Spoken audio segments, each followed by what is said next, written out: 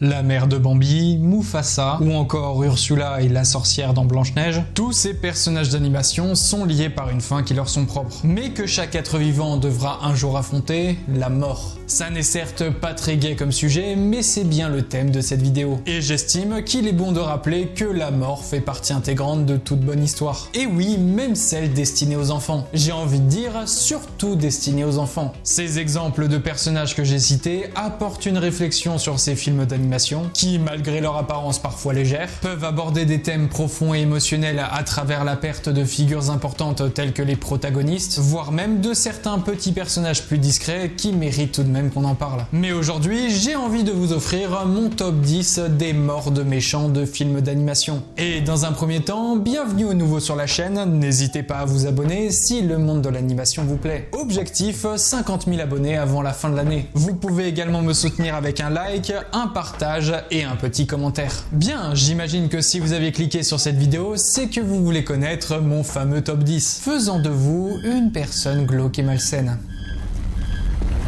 Non, je déconne, c'est totalement normal de s'intéresser au sujet, ne vous inquiétez pas, c'en est même nécessaire. Mais avant cela, laissez-moi vous présenter mon partenaire du jour, qui m'accompagne depuis 1 an maintenant, les tout premiers à m'avoir fait confiance et à continuer de le faire. Il s'agit bien sûr de Odoo, et je vous en parle maintenant. Comme vous le savez, Odoo est une suite d'applications permettant de gérer de nombreux aspects de votre entreprise, comme la plus connue, la création de votre site internet. Mais cette fois-ci, j'aimerais un peu plus creuser dans les différentes applications que nous propose Odoo, en me centrant cette fois-ci sur le e-commerce. Je suis sûr que ça peut parler à beaucoup d'entre vous. Votre site de e-commerce possède les mêmes caractéristiques que le site web vitrine. 0 frais pour la première application choisie, l'hébergement et le support inclus en illimité, et le nom de domaine personnalisé offert pendant 1 an. Lors de votre inscription sur Odoo, vous pouvez même sélectionner site web et e-commerce, car ce duo d'applications reste gratuit. Si bien sûr l'ensemble du catalogue Odoo vous intéresse, le prix standard s'élève à 19,90 € par mois et par utilisateur si vous prenez l'abonnement annuel. Ça, c'est si vous voulez vous procurer l'application. Mais qu'a-t-elle à offrir? L'e-commerce est non seulement complet, mais aussi facile d'utilisation. Concevez votre boutique en ligne qui vous ressemble afin de maximiser vos chances de vendre vos produits. Personnalisez vos produits en configurant facilement leur image, prix et description, ainsi que les méthodes de paiement directement sur la plateforme. Et si vous paniquez à l'idée de concevoir tout de zéro, ne vous inquiétez pas, Odoo a la solution pour vous faciliter la tâche grâce à l'IA, vous permettant de générer en un rien de temps des thèmes comme du texte avec ChatGPT, le tout avec un système simple de blocs à glisser et à déposer. Vous avez même accès à Unsplash, une bibliothèque libre de droit, vous offrant plus de 3 millions de photos gratuites. Grâce à Odoo, votre boutique se retrouvera sous les projecteurs, car l'application est conçue pour vous permettre d'atteindre le bon public et à vous développer au fur et à mesure. Vous pouvez vous aider du tableau de bord intégré avec Google Analytics afin de créer des rapports avancés sur vos ventes. Avec une grande variété de paiements, le click and collect ainsi que les options d'expédition, profitez de toutes les fonctionnalités qu'offre l'application e-commerce de Odoo. Inscrivez-vous grâce à mon lien disponible dans la barre de description et dans le commentaire épinglé de cette vidéo. Sur ce, merci encore Odoo pour leur confiance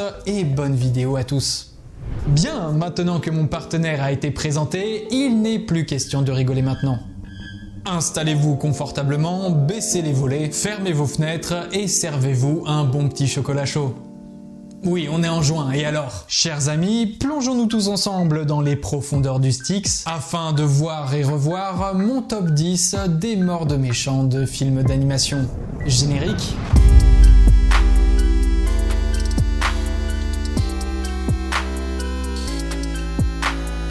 Vous le savez, nous le savons tous, qui de mieux pour représenter la mort dans les films d'animation? Les antagonistes bien sûr. Antagonistes que je mets à l'honneur dans ma suite de vidéos sur les méchants les plus sous-cotés du monde de l'animation. N'hésitez pas à y jeter un œil juste après. J'ai donc décidé de centrer le sujet de cette vidéo uniquement sur les méchants dans un premier temps. Je m'accorderai un épisode 2 sur les morts d'animation, comme les membres de la famille ou les personnages secondaires, si bien sûr le concept vous intéresse. Ah, et je tiens à prévenir au cas où, ce top qui va suivre n'est pas dans l'ordre de mes préférences. Bref, ne perdons pas une minute de plus, on va commencer avec le borgne dans 1001 pattes. Ces fourmis de rien du tout sont 200 fois plus nombreuses. Laissez-les prendre conscience de cela, et notre paradis devient l'enfer.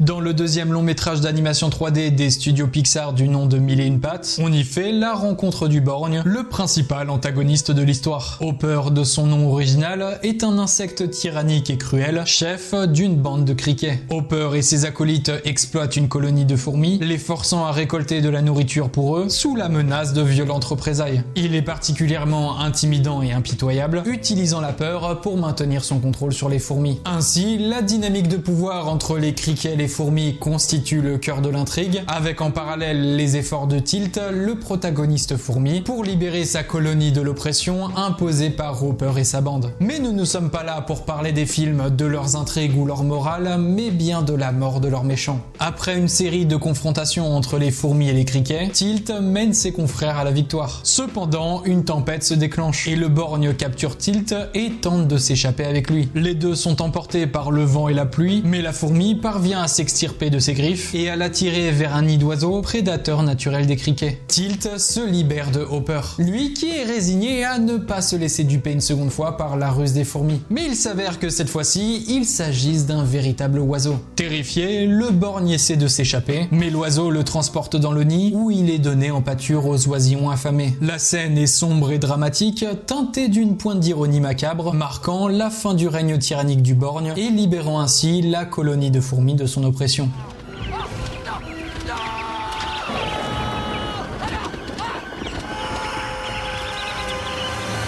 Croustillant, n'est-ce pas? Après tout, nous sommes tous condamnés à manger des insectes un jour. Je les aime personnellement au goût barbecue. C'est ma mère qui les assaisonne. Mais tiens, en parlant de maman, l'autre mère dans Coraline. Maman, qu'est-ce que tu fais là au milieu de la nuit? Tu arrives juste à temps pour dîner, mon trésor. Premier film d'animation du studio Laika, Coraline nous offre une superbe histoire sombre en stop motion, sublimée par le personnage le plus marquant de l'œuvre, l'autre mère de Coraline. Connue comme étant l'antagoniste du film, elle apparaît d'abord comme une version idéale de la mère de Coraline, mais avec un léger détail de rien du tout, des boutons à la place des yeux. L'autre mère crée un monde parallèle qui semble au début être un rêve devenu réalité pour Coraline, offrant tout ce dont elle a toujours rêvé. De l'attention, de la nourriture délicieuse, et un environnement coloré et amusant. Cependant, derrière cette façade bienveillante, l'autre mère est en réalité une créature sinistre et manipulatrice. Son véritable objectif est de capturer les âmes des enfants pour les garder prisonniers dans son monde. Elle essaie de convaincre Coraline de rester en lui proposant de lui coudre des boutons à la place des yeux, symbolisant ainsi son appartenance à ce monde alternatif. Lorsque Coraline refuse, l'autre mère dévoile sa vraie nature, devenant de plus en plus menaçante et démoniaque. Lors de la confrontation finale, Coraline trompe l'autre mère en lui faisant croire qu'elle a accepté de rester. Cependant, au dernier moment, elle lui jette le chat sur elle, lui arrachant les boutons des yeux au passage et lui permettant de s'emparer de la clé qui verrouille la porte entre les deux mondes. Elle s'échappe de justesse de la toile d'araignée de l'autre mère, fermant la porte derrière elle. Coraline retourne dans son monde réel et jette la clé dans un puits profond, scellant à tout jamais cet autre monde et piégeant la créature à l'intérieur. Ne pouvant plus se repaître des âmes des enfants qu'elle emprisonnait. Bien qu'on ne voit pas directement sa mort, on peut aisément présager une fin lente et agonisante, mourant littéralement de solitude et de faim dans ce monde désintégré, froid et sombre. La dernière chose qu'on entendra d'elle, c'est son cri de désespoir face au funeste destin qui l'attend.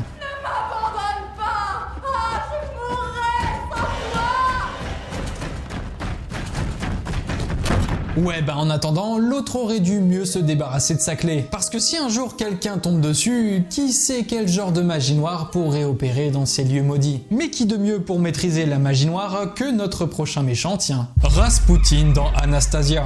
Écoutez-moi tous.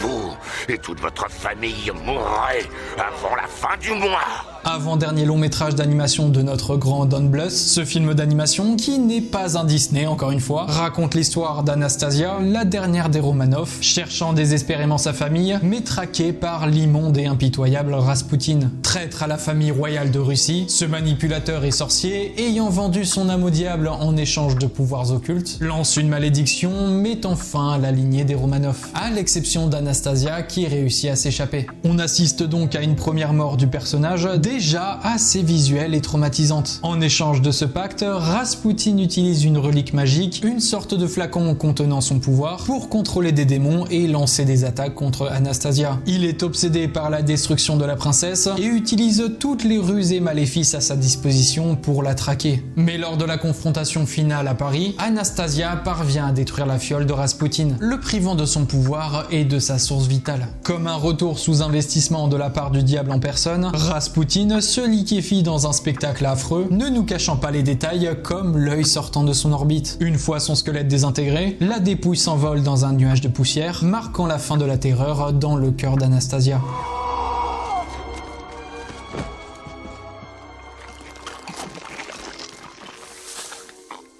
Comme quoi, il ne faut jamais faire de pacte avec les démons. Et j'en connais un qui aurait dû suivre ce conseil d'ailleurs. Comment il s'appelait déjà? Ah oui, Docteur Facilier dans La Princesse et la Grenouille. Ça vous plaît, ça, hein? Alors, marché conclu, mes amis. 49e classique d'animation des studios Disney, ce film, nous plongeant dans l'univers de la Nouvelle-Orléans dans les années 20, nous présente Facilier, saupoudrant ce film de princesse avec un peu de magie vaudou et transformant nos deux héros de l'histoire en grenouilles. Le docteur Facilier est un sorcier puissant et un manipulateur habile. Il trompe les gens en leur faisant croire qu'il peut réaliser leurs désirs, mais en réalité il les utilise pour ses propres desseins, dominer la Nouvelle-Orléans. Il cible particulièrement les personnages vulnérables et désespérés, comme Naveen voulant retrouver son statut royal et sa fortune. Facilier a des alliés surnaturels sous forme d'ombre qui lui obéissent et l'aident dans ses machinations. Il utilise leur pouvoir pour semer le chaos et poursuivre ses propres objectifs. Mais cette malédiction peut être brisée. Le sceau gardant nos héros sous forme de batraciens possède ses fragilités et Facilier le sait très bien. Docteur Facilier a passé trop de pactes risqués avec ses amis de l'autre monde. Et quand on en demande plus, le prix à payer en est forcément plus élevé. Et durant le climax du film, alors qu'il s'apprêtait à triompher, promettant les âmes de la ville aux démons de l'autre monde, Tiana brise alors le talisman et rompt le pacte. Talisman de chez AliExpress, on va pas se mentir. Dans un rythme jazzy et entraînant, les ombres se retournent contre lui avec sa célèbre phrase Are you ready? Indiquant le glas de notre antagoniste, aspiré par ses anciens amis dans le monde des morts. Une fin à la hauteur de ce personnage, pleine de couleurs et de musique. Je promets de vous rembourser! Je le promets!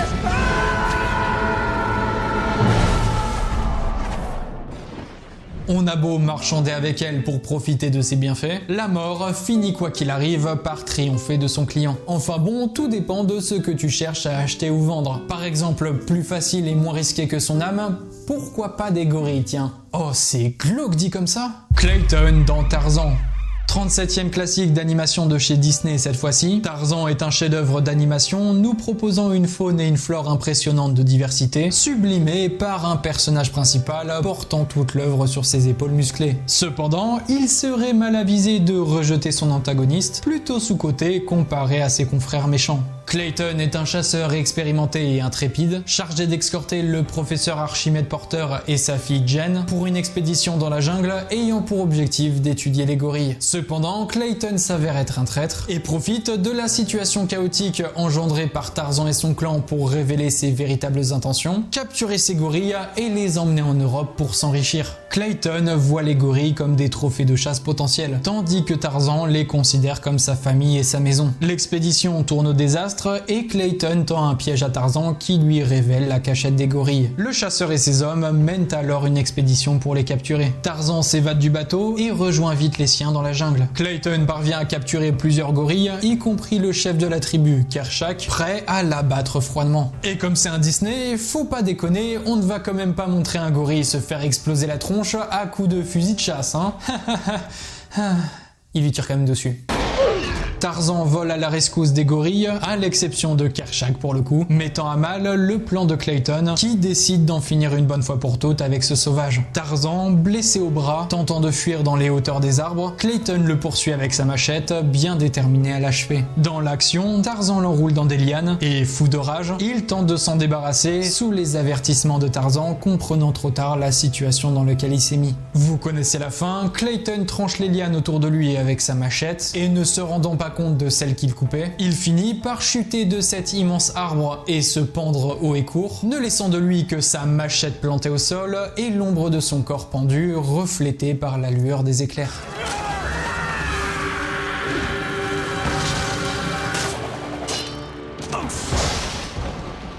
Une mort traumatisante, même si elle n'est pas directement montrée. Et encore heureux qu'on ne sache pas ce qui arrive au corps en décomposition du bougre. Bouffé par les gorilles sûrement.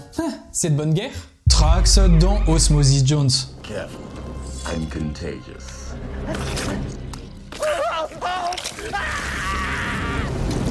Au même titre que Coraline, Osmosis Jones est un film dont j'ai déjà parlé sur la chaîne, mais je ne pouvais pas passer à côté de ce classique, porté par une mise en scène originale alliant live action dans le monde réel et animation à l'intérieur du corps de Frank, le protagoniste humain du film. On y suit Osmosis Jones, un globule blanc flic, devant se confronter à un virus mortel, Trax, l'un des antagonistes les plus stylés du monde de l'animation. Trax est une redoutable et virulente bactérie, décrite comme un virus, qui infiltre le corps de Frank via un œuf dur entrer en contact avec les chimpanzés du zoo, avec pour le coup l'intention claire et nette de le tuer. Son objectif est clair, battre un record absolu de kills pour être reconnu dans le monde de la médecine parmi les bactéries et les virus comme étant le plus létal. Une fois dans le corps de Frank, Trax commence à provoquer des symptômes graves et rapides, mettant en danger la santé et la vie de son hôte. Il planifie et exécute ses attaques de manière méthodique, cherchant à atteindre le cerveau pour provoquer une fièvre mortelle. Osmosis Jones,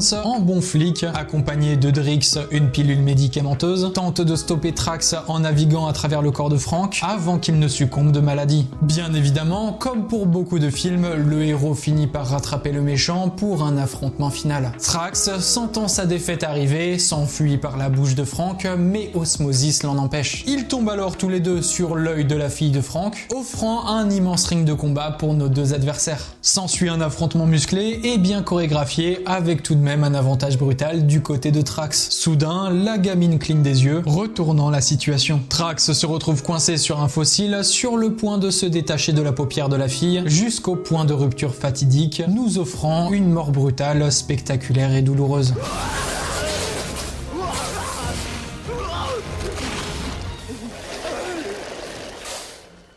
Petit message de prévention, l'alcool est bien évidemment à consommer avec modération. Bon, pour ce qui est de l'alcool médical, je ne vais pas vous faire un dessin, n'en buvez pas, ça me paraît évident. Au moins, à l'armée, on respecte cette discipline. Surtout pour des expéditions périlleuses au fin fond de l'Atlantide. Commandant Rourke dans l'Atlantide, l'Empire perdu. Je vous présente le commandant Rourke, chargé de l'expédition qui nous a rapporté le manuscrit. Milo Thatch, ravi de faire la connaissance du petit-fils de Thalius. 41e classique d'animation de chez Disney, Atlantide nous offre une aventure magnifique et trépidante, accompagnée d'une multitude de personnages aux personnalités variées. Mais celui qui nous intéresse aujourd'hui, c'est le commandant de l'expédition, Rourke, accompagné de la sublime Helga. Mais cette vidéo ne la concerne pas. Le commandant Rourke est sélectionné pour diriger l'expédition financée par le millionnaire Preston Whitmore. L'objectif officiel de cette mission est de retrouver la mythique cité perdue d'Atlantide. Au début, Rourke se présente comme un chef courageux, compétent et charismatique, gagnant la confiance de l'équipage, y compris celle du protagoniste de l'histoire, Milo Thatch. Et oui, j'ai dit objectif officiel, car tout comme avec Clayton dans Tarzan, Rourke révèle ses véritables intentions au cours de l'histoire, trahissant Milo, motivé à exploiter les richesses de l'Atlantide et de son peuple. Milo, amoureux de culture et d'histoire et non pas de trésors, se retrouve confronté à Rourke et son équipe. Milo tente de protéger les Atlantes et leur culture, tandis que Rourke veut s'emparer du cœur de l'Atlantide, une source d'énergie énergie immense et sacrée pour les Atlantes. Rourke kidnappe alors la princesse Kida, qui a fusionné avec le cœur de l'Atlantide pour la vendre au plus offrant. C'est la goutte de trop pour tout l'équipage. Milo et ses amis de l'expédition se retournent contre Rourke, menant à une confrontation finale. Rourke tente de s'échapper dans une immense montgolfière, au milieu d'un champ de bataille aérien, confrontant les mercenaires du commandant et les Atlantes sur leur machine volante ancestrale. L'objectif est clair, libérer la princesse Kida, quoi qu'il en coûte. Milo se retrouve impuissant face à la supériorité de Rourke, complètement enragé par la situation qui se dégénère. Et alors qu'il s'apprête à en finir avec Milo, celui-ci lui tranche le bras avec du verre imbibé de cristal Atlante. Mais lorsque l'on a pu enfin souffler, on était loin de se douter que Rourke pousserait son dernier râle d'agonie de cette manière.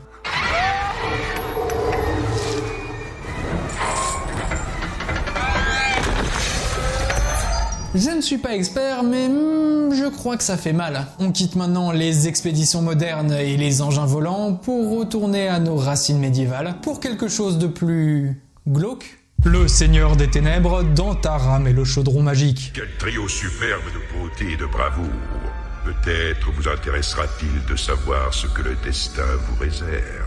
25e classique d'animation des studios Disney, et oui, encore un que voulez-vous, on va chercher les meilleures morts de méchants, et ils ont fait fort les employés de Mickey. Ce film sous-estimé nous plonge dans un univers médiéval fantasy, dont le grand méchant ne peut être autre que le Seigneur des Ténèbres, tout simplement. On est dans une partie de Donjons et Dragons ou quoi? Le Seigneur des Ténèbres, également connu sous le nom de Roi Cornu, est naturellement le grand méchant de l'histoire, cherchant à utiliser les pouvoirs d'un chaudron magique pour soulever une armée de morts-vivants afin de dominer le monde. Il règne sur son royaume sombre, inspirant la peur même chez ses subordonnés. CV classique de méchants de fantasy entre autres. Le roi Cornu entre en conflit avec le héros de l'histoire, Taram, un jeune garçon de ferme, qui se retrouve involontairement en possession de la clé pour empêcher le Seigneur des Ténèbres d'atteindre ses objectifs. Grâce au don divinatoire de sa petite truie Tirelire, il découvre les plans du roi Cornu, qui s'empresse de kidnapper l'animal afin de profiter de ses pouvoirs pour retrouver ce fameux chaudron magique. Accompagné de Gurki, une petite créature, oui, pas le youtubeur, Taram et ses compagnons se retrouvent à la fin du film dans le château du roi Cornu, utilisant enfin le pouvoir du chaudron pour ressusciter son armée des morts. Mais Gurki se sacrifie en se jetant dans le chaudron afin d'annuler le sort et détruire son pouvoir. Le Seigneur des Ténèbres, privé de son armée, n'a plus d'autre choix que de se débarrasser de ce vulgaire garçon de ferme. Mais la puissance du chaudron se retourne contre lui et l'aspire. Le roi Cornu, ne pouvant lutter, se désintègre sous les yeux impuissants de son serviteur, nous offrant un spectacle de souffrance inouïe et cauchemardesque, ayant traumatisé plus d'un d'entre nous. Attention les épileptiques!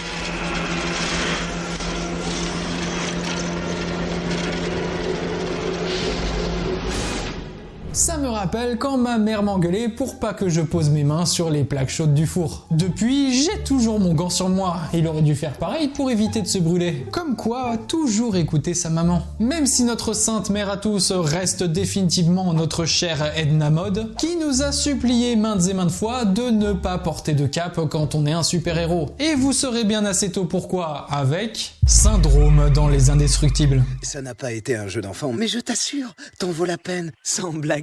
Après tout, je suis ton plus grand fan. 6e film d'animation des studios Pixar, Les Indestructibles nous offre un film d'action de super-héros, en réalité une critique du système capitaliste américain dans toute sa splendeur, tout comme le fait la série The Boys plus récemment. Et comme tout système injuste comprenant des super, il en découle forcément certains sortant du rang et apportant le chaos autour d'eux. C'est le cas de Syndrome, ex-plus grand fan de Monsieur Indestructible. Syndrome, connu autrefois sous le nom de Buddy, était un fervent admirateur de Monsieur Indestructible lorsqu'il était enfant. Il rêvait carrément de devenir son acolyte sous le nom de Indestructiboy. Cependant, Monsieur Indestructible rejette son offre, ce qui provoque chez Buddy une profonde rancœur qui le pousse à devenir Syndrome. Il souhaite alors se venger des super à l'image hypocrite en se tournant vers ses inventions sophistiquées. En grandissant, il bâtit un véritable empire industriel cachant ses véritables intentions, tuer un à un tous les super-héros, en particulier Monsieur Indestructible. Syndrome crée un robot destructeur pour combattre et éliminer les les super-héros. Il perfectionne le robot après chaque combat, prévoyant de le lâcher sur une ville pour simuler une attaque, qu'il pourra ensuite entre guillemets arrêter avec ses inventions, se présentant devant le public comme le véritable héros. Ainsi, il développe un plan pour éliminer tous les super-héros existants, afin de prouver qu'il n'a pas besoin de super-pouvoirs pour être aimé du peuple. La ville est donc sous les feux du robot de Syndrome, qui est devenu inarrêtable même par son propre créateur. La famille indestructible finit par contrecarrer tous ses plans, mais Syndrome n'a pas dit son dernier mot. Il kidnappe le bébé de la famille Jack avant de s'enfuir. Quelle erreur. Jack révèle des pouvoirs imprévus qui déstabilisent Syndrome. Monsieur Indestructible profite de la confusion pour détruire son jet. Syndrome, équipé alors d'une cape, se prend dans le moteur de l'avion, le tuant dans l'explosion.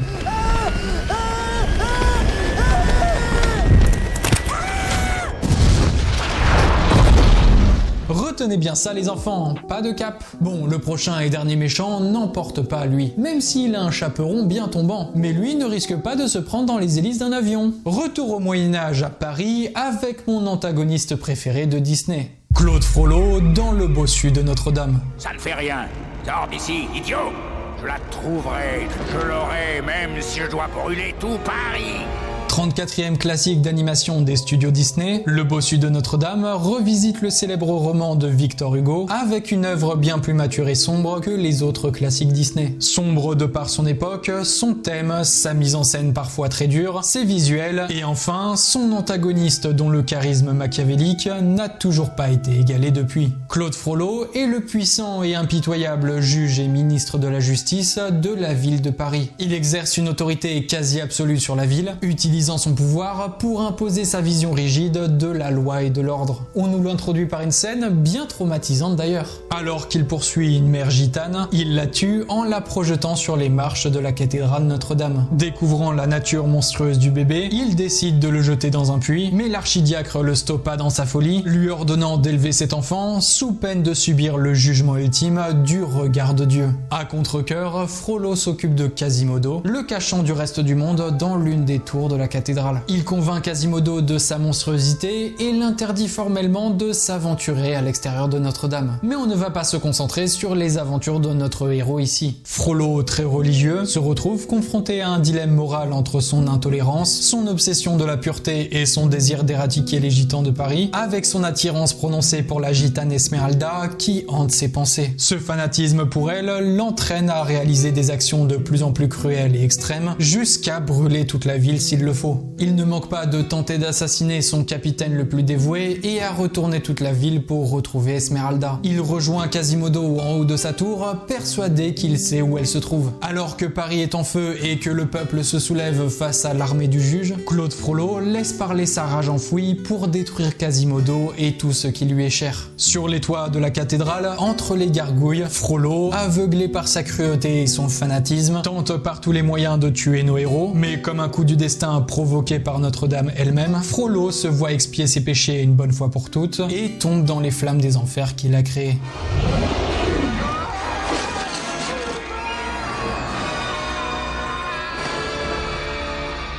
Ainsi s'applique la justice divine, en espérant que vous ayez retenu la leçon, hein. Ne soyez pas des incels, respectez les femmes, ne soyez ni racistes ni homophobes, et prenez des douches s'il vous plaît. Mais qu'est-ce que je raconte ? Bref, vous aurez remarqué que tous les méchants vivent leurs derniers instants de la même façon. Aucun n'accepte la mort comme le ferait un vrai héros. Ils sont tous terrifiés à l'idée de mourir, car peu importe leur cruauté ou leur pouvoir, rien ne peut rivaliser avec la grande faucheuse. Et comme je vous aime bien, je ne vais pas vous laisser là-dessus. On remet le couvert avec un petit florilège de toutes les morts de nos méchants d'animation préférés. Allez, c'est cadeau.